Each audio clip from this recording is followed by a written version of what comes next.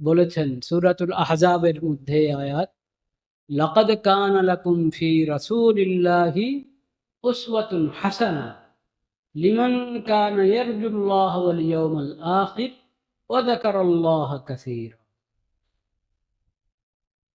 তোমাদের জন্য রাসূলুল্লাহ এর মধ্যে রয়েছে সর্বোত্তম আদর্শ, নির্ভুল আদর্শ, পূর্ণাঙ্গ আদর্শ।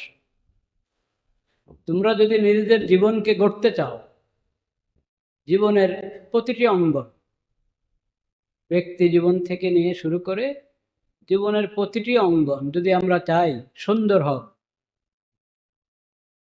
নিরাপদ হোক,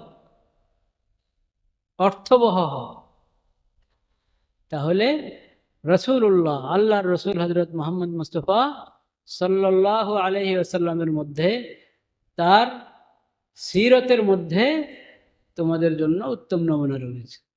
তার সিরতকে দেখে দেখে নিজেদেরকে গড়ো, নিজেদের জীবন গড়ো নবীজির সিরত দেখে।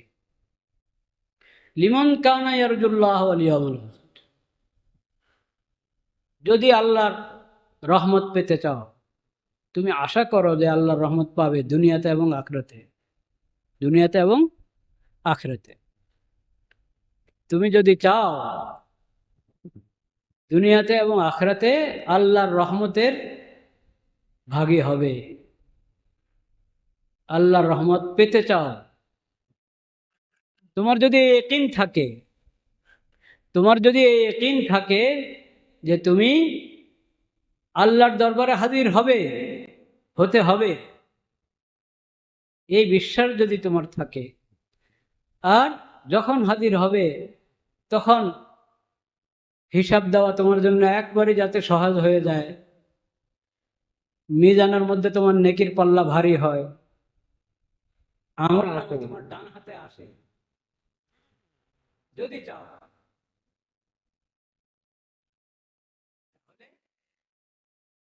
নবীজির সিরাতকে অবলম্বন করো, হিসাবে গ্রহণ করো, এছাড়া কোনো রাস্তা নেই।